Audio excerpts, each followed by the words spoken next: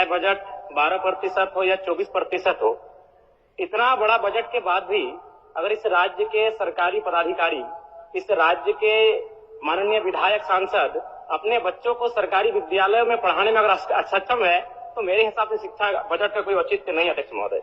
लेकिन अध्यक्ष महोदय, अगर जेईपीसी की बात करें, Jharkhand education project council, Jharkhand शिक्षा परियोजना परिषद, तो इसको संचालन करने के लिए मात्र 2 आपके पदाधिकारी हैं, एक डायरेक्टर है, एक एडमिनिस्ट्रेटिव ऑफिसर है, बाकी सब कॉन्ट्रेक्चुअल बेसिस पर है महोदय, और सारे के सारे गैर झारखंडी है। यहाँ पर फ्रांस और वियतनाम की कहानी याद आती होगी आपको कि किस प्रकार फ्रांस के लोग जानबूझकर वियतनाम के बच्चों को पास आउट होने से रोकते थे ताकि वो आगे जाकर फ्रांस का मुकाबला ना कर पाए अध्यक्ष महोदय। इसलिए इस मामले को संज्ञान में ले, और ये जो कॉन्ट्रेक्चुअल है वहां पर बताइए, 2 विभाग को आपके 50 ऑफिसर संभाल रहे हैं, और एक विभाग जहां 2500 करोड़ का वित्तीय बजट होता है 1 साल का। ये बहुत गंभीर मामला अध्यक्ष महोदय, यहाँ जांच किया जाए। 2500 करोड़ का वित्तीय बजट है, वहां 2 अफसर चला रहे हैं और सारे कॉन्ट्रैक्ट में हैं, और सारे के सारे यूपी, बिहार, राजस्थान, गुजरात, झारखंड का नगण्य लोग हैं। तो ये झारखंड राज्य बनने का कोई औचित्य भी नहीं दिखता है। पूर्व की सरकार और वर्तमान की सरकार, जो मेरे आंखों ने देखा, बदला। क्या बदला अध्यक्ष महोदय? कपड़ों का रंग बदला और स्कूल की दीवारों का रंग बदला। थोड़ा संज्ञान में लीजिएगा। पूर्व की सरकार में कपड़ा का रंग था गेरुआ रंग, और वर्तमान की सरकार में कपड़ों का रंग है हरा। अध्यक्ष महोदय, गंभीर मामला। मान के चलिए अध्यक्ष महोदय, अगर 70 लाख स्टूडेंट है, विद्यार्थी हैं, मान के चलिए साल में अगर 2 बार उनको कपड़ों की जरूरत पड़ती है तो 70 लाख गुना 2, और मान के चलते अगर एक विद्यार्थी 1000 रुपए न्यूनतम खर्च करता है तो मुझे लगता है 1400 करोड़ आता है अध्यक्ष महोदय। अब मान के चलिए अध्यक्ष महोदय, अगर अगली सरकार को अगर घोटाला करना है कपड़ों में, तो अगली सरकार पीले रंग का ड्रेस लाएगी, क्योंकि पीला रंग का कपड़ा प्रचलन में नहीं है, हरा रंग का कपड़ा प्रचलन में नहीं है, गेरुआ रंग का कपड़ा प्रचलन में नहीं है। अध्यक्ष महोदय, ये बहुत बड़ी बीमारी है। शिक्षा में इस प्रकार से लोग हावी है तो समझ सकते हैं इस राज्य का क्या होगा। धन्यवाद अध्यक्ष। शिक्षा के लिए लगभग 12% का बजट प्रावधान किया गया है, जो कि सराहनीय है। लेकिन अध्यक्ष महोदय, मेरा मानना है कि चाहे बजट 12% हो या 24% हो, इतना बड़ा बजट के बाद भी अगर इस राज्य के सरकारी पदाधिकारी, इस राज्य के माननीय विधायक, सांसद अपने बच्चों को सरकारी विद्यालयों में पढ़ाने में अगर सक्षम है, तो मेरे हिसाब से शिक्षा बजट का कोई औचित्य नहीं है अध्यक्ष महोदय। अध्यक्ष महोदय, आज से लगभग 10 साल पहले इलाहाबाद हाईकोर्ट ने मंगलवार के दिन एक बहुत बड़ा फैसला सुनाया था। कोर्ट ने कहा था कि यूपी के सभी जनप्रतिनिधियों, सरकारी अफसरों, कर्मचारियों और जजों को अपने बच्चों को सरकारी प्राइमरी स्कूलों में पढ़ाना होगा। ऐसा ही कुछ प्रावधान अगर झारखंड में किया जाए अध्यक्ष महोदय, तो संभवतः इस बजट की सार्थकता भी होगी और संभवतः शिक्षा के क्षेत्र में एक क्रांतिकारी बदलाव देखने को मिलेगा। अध्यक्ष महोदय, मैं एक आपके माध्यम से सरकार को एक मामला संज्ञान में देना चाहता हूँ। स्कूली शिक्षा एवं साक्षरता विभाग, इसमें 5 इकाई होती है अध्यक्ष महोदय।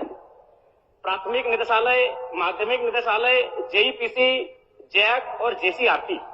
अध्यक्ष महोदय, अगर प्राथमिक निदेशालय और माध्यमिक निदेशालय की बात करें तो उसको संचालन करने के लिए एक डायरेक्टर होते हैं, एक ज्वाइंट सेक्रेटरी होते हैं, 2 या 3 डिप्टी डायरेक्टर होते हैं, 2 या 3 अंडर सेक्रेटरी होते हैं, 6 या 7 सेक्शन ऑफिसर होते हैं, 8 या 9 असिस्टेंट सेक्शन ऑफिसर होते हैं, यानी कुल मिलाकर 25 पदाधिकारी होते हैं महोदय, जबकि इसका वित्तीय बजट लगभग 100 करोड़ के आसपास होता है।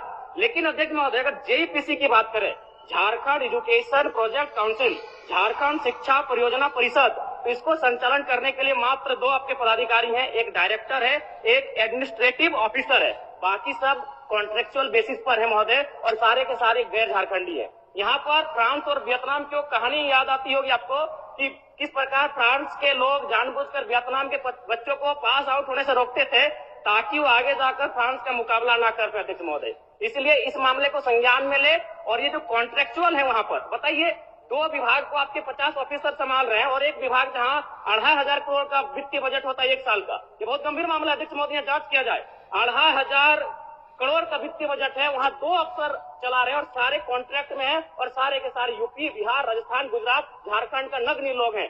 तो ये झारखंड राज्य बनने का कोई औचित्य भी नहीं दिखता है अध्यक्ष महोदय। आरटीई, राइट टू एजुकेशन, जो 2009 में आया था, इसका प्रावधान ये था कि जो प्राइवेट सेक्टर होंगे वहां 25% उन बच्चों का एडमिशन लिया जाएगा जो निर्धन परिवार से आते हैं। लेकिन मेरा मानना है, अब जांच कर लें, इसका अनुपालन नहीं किया जा रहा था। सरकार को मैं संज्ञान देना चाहूंगा कि आरटी एक्ट जो 2009 में आया है, और चूंकि ये एक्ट भी महागठबंधन की सरकार में आया है केंद्र में, तो जाहिर सी बात है मैं चाहूंगा कड़ाई से इस एक्ट का अनुपालन कराया जाए ताकि गरीब बच्चे लाभान्वित हो सके।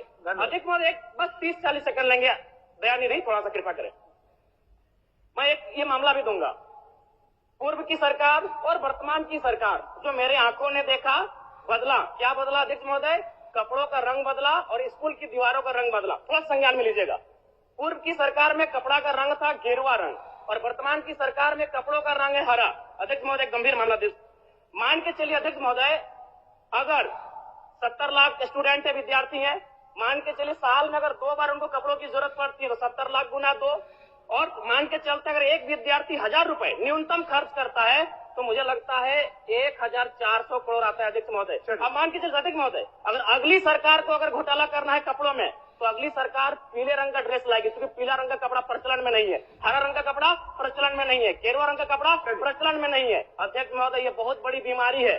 शिक्षा में इस प्रकार से लोग हावी है तो समझ सकते हैं इस राज्य का क्या होगा। धन्यवाद अध्यक्ष महोदय।